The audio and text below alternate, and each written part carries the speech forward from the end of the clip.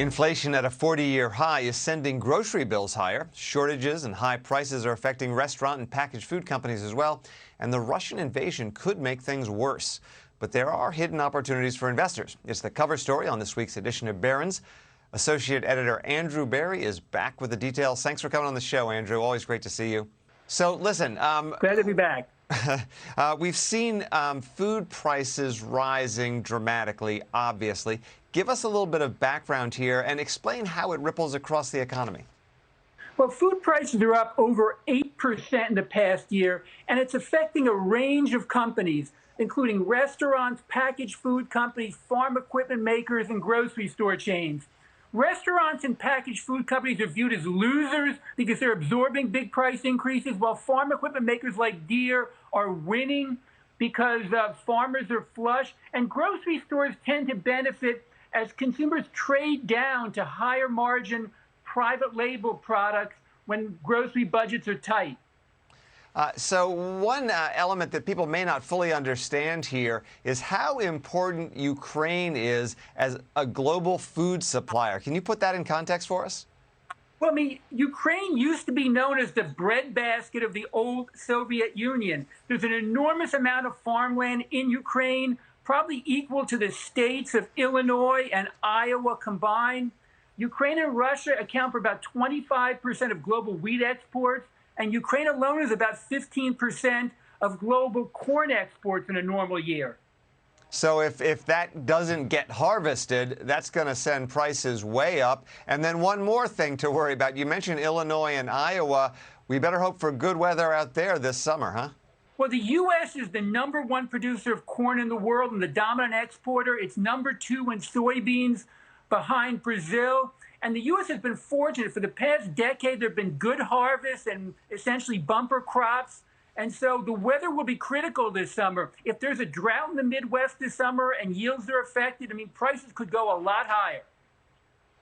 So, Andrew, this is Ben Levison. You mentioned DEERE earlier as a beneficiary. I mean, this really seems like an ideal situation for a high-tech farm equipment maker like they are. Yeah, I mean, DEERE is a dominant maker of farm equipment in the world, and it's very well positioned because farmers are flush. You know, corn prices are now around $7 a bushel. That's about double the cost of production for U.S. farmers. And the average age of tractors and combines is pretty old. So it's benefiting from those trends plus technology. It's incorporating features into its tractors that improve farmer productivity. Reshma, jump in here. So, Andrew, I haven't visited many farms lately, but my local cafe is pretty busy. How is like a Starbucks doing these days? Actually, Starbucks has been hit this year. It's been one of the worst performing big restaurant stocks. The issues have been its #2 market is China, and that's been affected by COVID restrictions. And there are also some growth concerns about the company. But the stock is trading at a fairly reasonable multiple at 22 times fiscal 23 estimates, which is actually low for Starbucks. And if it can get it back on track later this year and show 10% plus earnings growth, the stock could do well.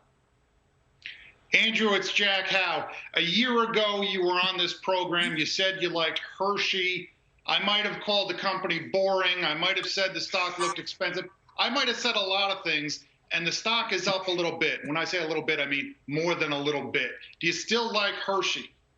You know, Hershey is the class of the food industry. It trades for a premium multiple at around 25 times forward earnings, but chocolate is a great category.